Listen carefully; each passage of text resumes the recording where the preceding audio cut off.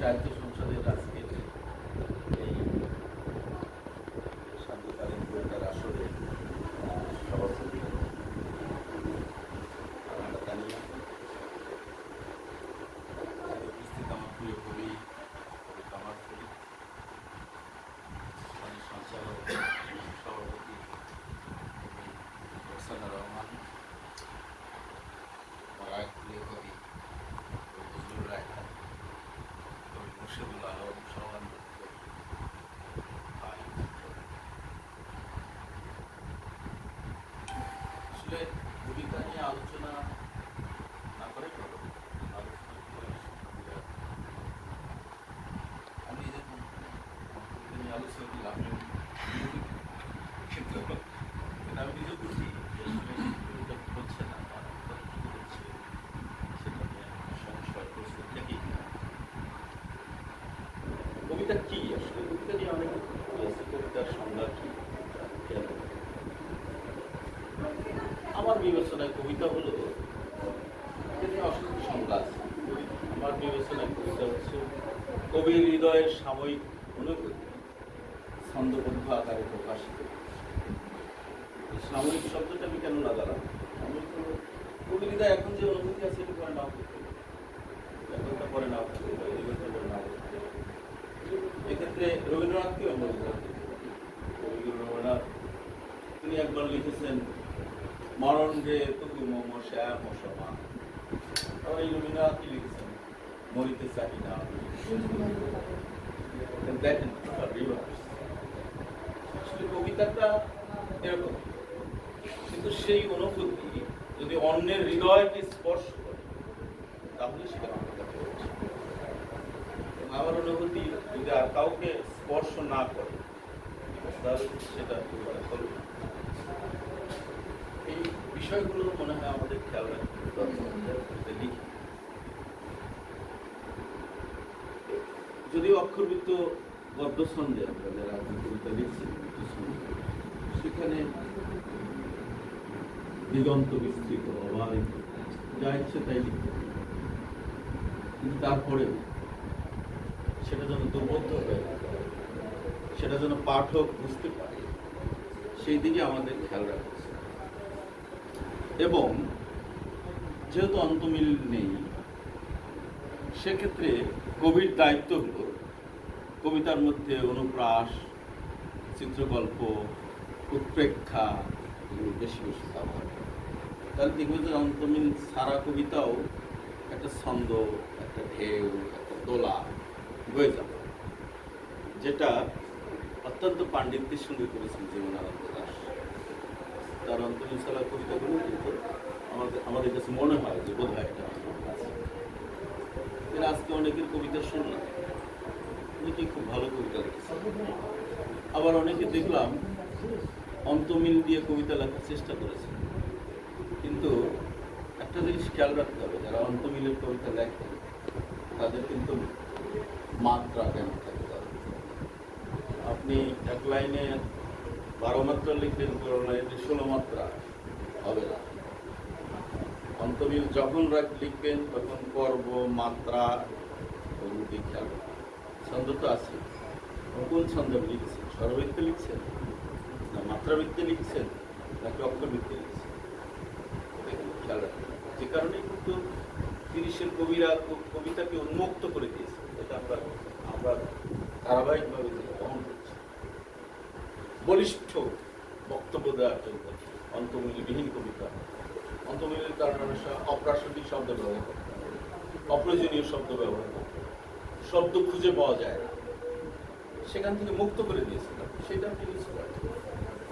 যদি লেখেনি অন্তমিল, তাহলে আপনাকে এটা মানতে হবে, পর্ব মানতে হবে, মাত্রা মানতে হবে।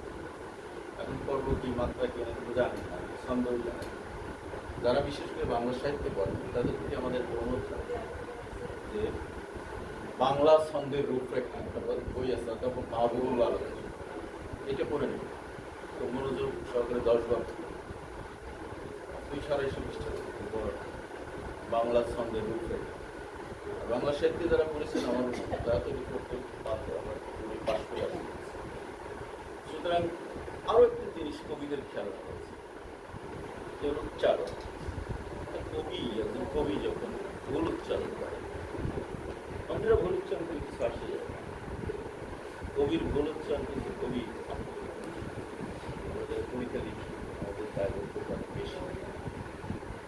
যেমন উচ্চারণের ক্ষেত্রে আপনাকে আবার ধ্বনি তথ্য জানতে হবে।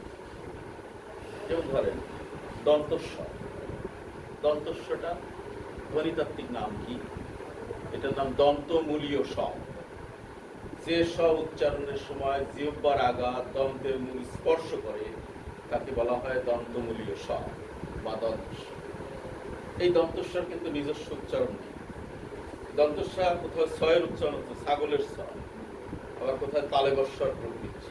এটা আপনাকে বুঝতে হবে যে উনি আসাদ, আসাদ, আসাদ নয় আসাদ, ওইখানে গিয়ে ছাগলের স হয়ে গেছে।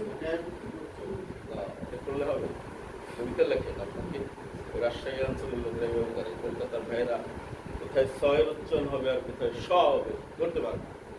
কালকে শিয়ানটা ফোন করে অনেক ফোন কথা বলতে গেলেই ধরা যায়।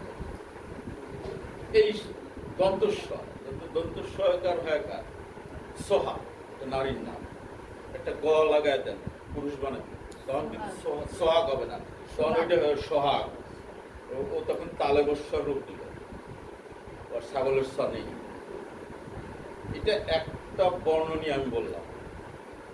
আ থেকে চন্দ্রবিন্দু পর্যন্ত এরকম ব্যাখ্যা বিশ্লেষণ করেছে শত শত পৃষ্ঠা, যেটা হয়েছে ধ্বনিতত্ত্ব।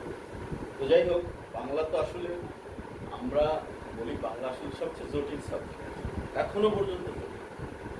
পৃথিবীর যত ভাষা আছে সকল ভাষার বিবেচনায় বাংলা খুব জটিল। একটা শব্দ উচ্চারণের কারণে আপনার অর্থ চেঞ্জ হয়ে যাচ্ছে, শুধু উচ্চারণের কারণে। দেখে বহু অসংখ্য শব্দ আছে। সুতরাং আমরা যারা কবিতা লিখি মনে করি আমরা এইসব বিষয়ে চর্চা করি, কবিতা লিখতে চাই। আর যদি কবিতা না লিখতে চাই তাহলে আমাদের উপন্যাস লেখে, গল্প লেখে, প্রবন্ধ লেখে, ঝামেলা নেই। কবিতা এমন একটা জিনিস যে চারটা লাইনই কিন্তু কবি যারা বিখ্যাত হয়েছে হাজার হাজার বইয়ের জন্য বিখ্যাত হয়, দুটো লাইনের জন্য বিখ্যাত হয়েছে, চারটি লাইনের। এবং অনন্তকাল কবিতা লিখতে হয় শুধুমাত্র দুটো লাইনের আশা। কেউ পায় না, সারা জীবনেও পায় না, অনেকেই পেয়েছে। ধরেন হিলাল হাফিজ, এখন যৌবন যার মিছিলে যাওয়ার তার শ্রেষ্ঠ, এখন যৌবন যার যুদ্ধে যাওয়ার তার শ্রেষ্ঠ। আর কিছু লিখতে হয় না। এরকম অনেক কবি আছে, নজরুল আছে, মাহমুদ আছে, অনেকে বিখ্যাত হয়েছে চারটি লাইন, কিন্তু অনেকে অনন্তকাল লিখেছে, ভালো কবিতা লিখেছে, অত্যন্ত ছন্দবদ্ধ কবিতা লিখেছে, অত্যন্ত শিল্পসম্মত কবিতা লিখেছে, কিন্তু মানুষের হৃদয়ে নেই। এটা দুর্ভাগ্য। তার অর্থ এই না যে আমরা লিখবো না, আমরা লিখতেই থাকবো, লিখতেই থাকবো। যদি আমাদের কপালে থাকে দুটো লাইন হয়তো আমরা পাবো, দুটো লাইন থেকে যাবো, না হলে না থাকবে। কিন্তু লিখবো না তা লেখা পূর্ব শর্ত যেটা হচ্ছে এটা নিয়ে একটু পড়াশোনা, ছন্দ নিয়ে পড়াশোনা, মাত্রা নিয়ে পড়াশোনা, পর্ব নিয়ে পড়াশোনা, সম্ভব হলে তুমি করতে ভাষা।